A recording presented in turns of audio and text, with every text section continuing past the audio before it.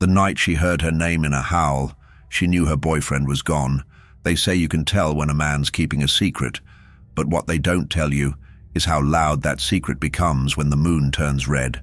For the longest time, Lena thought Evan was just broken in the usual ways, quiet, too gentle, carried guilt in his eyes like old bruises that never healed. But he loved her like he was afraid she'd vanish if he blinked, held her like his arms were the only things keeping her human, and every full moon he vanished. It wasn't dramatic. He didn't storm off or make excuses. He just locked the cellar door behind the barn, left her his hoodie, and told her not to wait up until the third full moon since she moved in. That's when she heard it. A howl, not just any howl. This wasn't distant. This wasn't some wilderness echo bouncing off the ridgeline. It was close, too close. It was her name. Lena stood frozen on the back porch, barefoot and shaking in her flannel pajamas. The sound had come from behind the barn, where the weeds were overgrown and the tools rusted in place like forgotten bones. She should have run back inside. Instead, she followed it. The barn door was cracked open, swaying gently in the wind. A sickly yellow lantern light flickered from somewhere below. She stepped inside. The floor groaned like it was warning her, last chance. But she didn't stop. She had to know. Her fingers touched the edge of the cellar hatch. Clawed gouges marred the wood. Burnt ash was smeared in circles. A symbol scorched into the floor, ancient, wild, like it was drawn by something that used to be a man. Then she heard it again, softer, choked. Lena. She yanked the hatch open and climbed down into the dark. What she saw next was the moment that would fracture her memory. Like a mirror dropped in slow motion, Evan was chained to the stone wall, naked, bleeding, his spine arched, eyes blazing, yellow and glowing through strands of matted black hair. His hands weren't hands anymore. They were claws. His mouth was open like he was mid-scream, but nothing came out. His jaw was breaking forward, snout forming, skin tearing at the seams of bone and fur. He was becoming something. Something feral. Something with rules not written for love. And then she stepped on the last stair. It creaked. He snapped his head toward her, eyes wide, and the beast came alive. "No!" Evan roared, voice caught in a half-human growl. "Get out!" But it was too late. The chains shattered like rusted thread, the cellar filled with shadows, movement too fast to follow, growls layered with something human enough to cry, but animal enough to kill. He was going to rip through her. Lena fell. Back scrambled toward the stairs, slipped on blood, and then... It stopped right above her, inches away, breathing hot against her neck. His claws hovered mid-strike, and he was staring at her. Not with the wolf's eyes, but Evan's. Lena? Time slowed. The blood on the floor wasn't hers. The scratches on the wall weren't fresh. And in that moment, that exact second, she realized the horrible truth. This had happened before to someone else, and she wasn't supposed to survive it. Monsters don't stop. Not once they start. Not unless something stronger pulls them back, like her. The cellar stayed silent for what felt like a century. The beast that should have torn Lena apart was frozen, panting, confused, trembling. In a way no predator ever should, his claws still hovered above her chest. One more inch, and he'd have ripped her heart out instead. He stepped back. The chains clattered beneath him. His fur receded in patches, bones cracked in reverse. The snout retracted, the glowing eyes dimmed. In less than a minute, the monster melted back into the man. Evan collapsed. Lena didn't run. She couldn't, not because she wasn't afraid, and she was terrified, but something else held her there, something more ancient than logic, something that pulsed in her chest like it belonged to him now too. She crawled to him and wrapped the blanket around his shaking body. His skin was clammy, covered in sweat and dried blood. His back was scored with fresh gashes. His hands, still half wolf, clenched, as if they remembered the kill that never came. And then he whispered, "You saw it." She nodded. "You touched me." She nodded again. "And I didn't hurt you." She didn't respond. She didn't need to. He cried for an hour, real tears. The kind you only shed when the impossible stops being a nightmare and becomes a memory. I always kill, he said. Always. Not me, she whispered. No, he said. Not this time. But I don't know why. By sunrise, the cellar looked like a war zone. Broken chains, blood smears, scratched runes burned into stone. Evan stood at the doorway, wrapped in the blanket like a soldier back from the front. He stared at the barn as if he'd never seen it before. Lena sat beside him, silent. You remember I told you about my mom? He asked. The one who died when you were young? She didn't die. What happened? She ran after she saw what I was. He turned to her. His eyes weren't glowing anymore, but they still held that golden flicker. Like moonlight had taken up permanent residence inside his skull. My whole bloodline is cursed, he said. We're not bitten, we're born. Werewolf. He flinched at the word, like it hurt more than silver. It's more than that, he said. We're part of something older. The blood remembers things we don't, places, rules, pain, rage, and me. I don't know, he said. You're not supposed to be here. No one ever survives the first time I lose control. Not unless what? Unless they change me. That night, he slept, a real sleep. No chains, no cellar, just her heartbeat and the wind outside. And when he woke, he asked a question no monster ever asks. Do you think I could ever be safe? She took his hand, traced the scars on his knuckles and said, Only if I stay.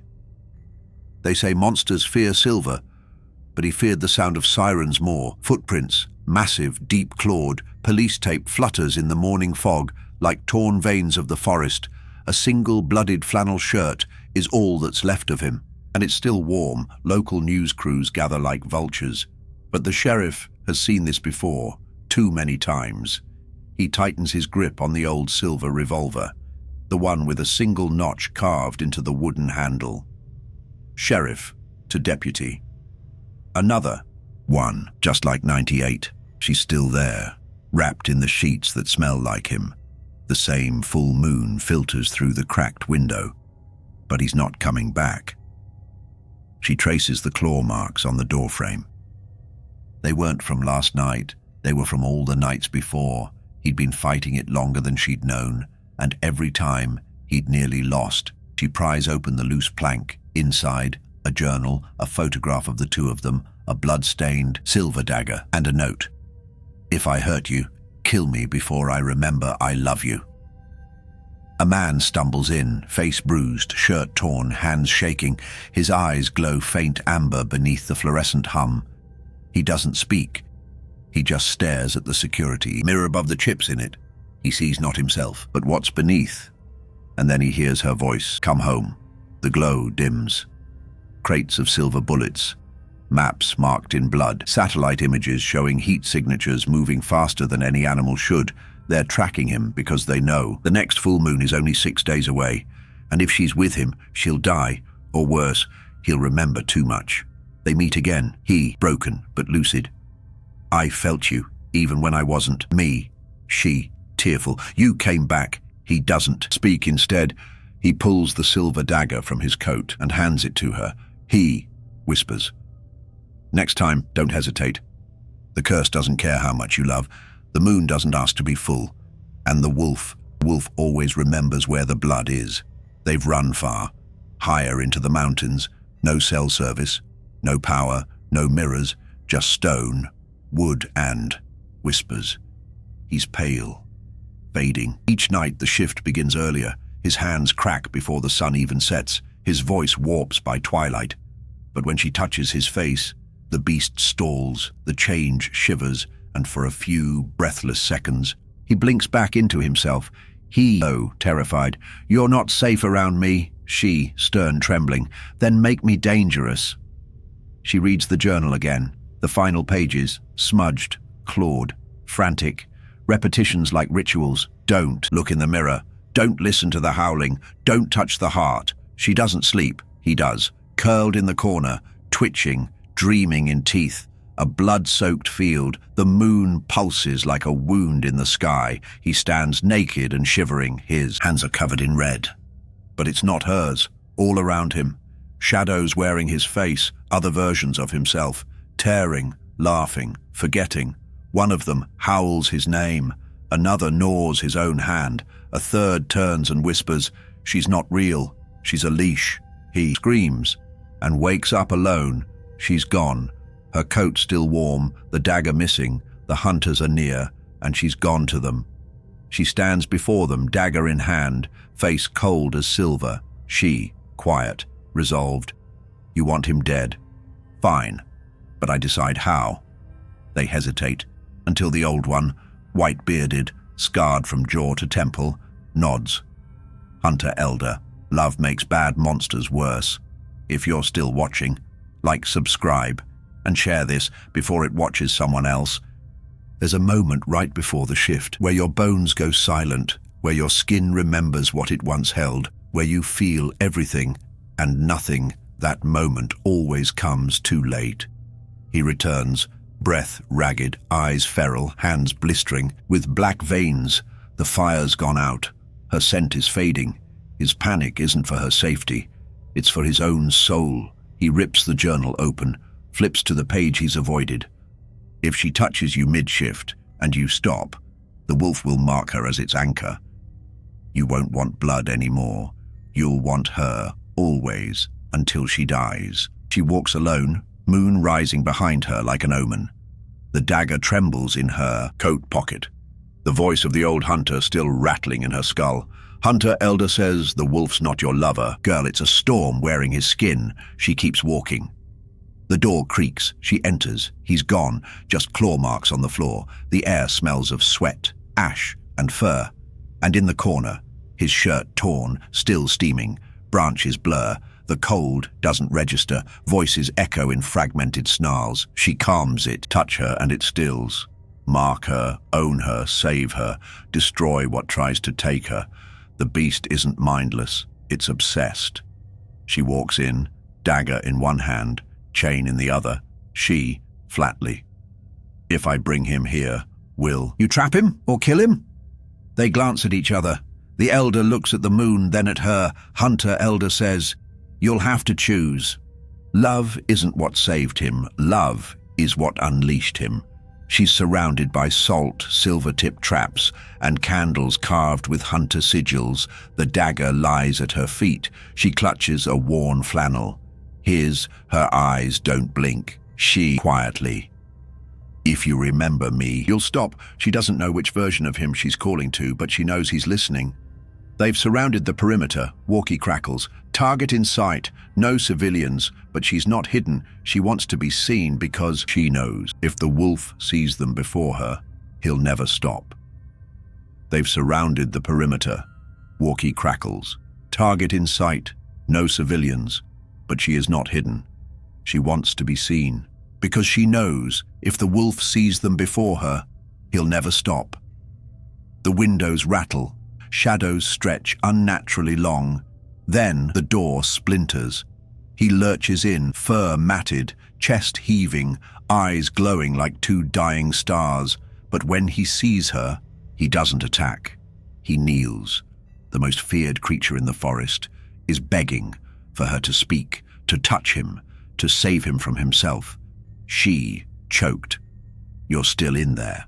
From the tree line, a hunter panics. The bullet hits the wolf's shoulder. He roars, but not in pain, in rage. The chains snap, the salt circle explodes, the beast erupts. She says, this isn't you. He freezes. The wolf steps into the clearing, eyes locked on her, blood dripping from claws, but his posture is different, broken, remorseful. He wasn't just a monster. He was memory wrapped in fur, grief with teeth, love in the shape of a curse. She steps forward, dagger in hand. He doesn't flinch. He kneels again. His last human words are barely a whisper, dragged out between growls and breath. Evan in wolf form says, please, before the next moon. End it, she sobs, lowers the blade. She kisses his forehead. Her tears steam against his fur, but she can't do it. He was born with wolf blood. But she made him feel human, and that was the cruelest curse of all. He stands, turns, looks back at her one last time, then vanishes into the fog, a myth, a warning, a lover who couldn't stay. The moon has fallen, but he didn't. He never came back. She stands where it happened, wearing the same flannel, the same boots, only her eyes are different now. They hold silence the way scars hold pain, with quiet familiarity. Some say she buried him, some say she still hunts for him. But the truth, she carries him, a small group of teens around a fire. She tells the story like folklore, the girl who calmed the beast, but she leaves out the part where he begged her to end him, where she couldn't, because that's not a story they're ready to hear, not yet. Just for a second, just a flicker, but it's there. When the heart loves what the body fears, it plants seeds in the soul, and sometimes the curse doesn't die, it transfers. It's coming from within her. She doesn't scream, she doesn't run, she smiles, bitter, broken, beautiful. If I see you again, I won't lock the door. Some monsters don't come back to hurt you, they come back to remind you who you really are. He loved her more than the moon.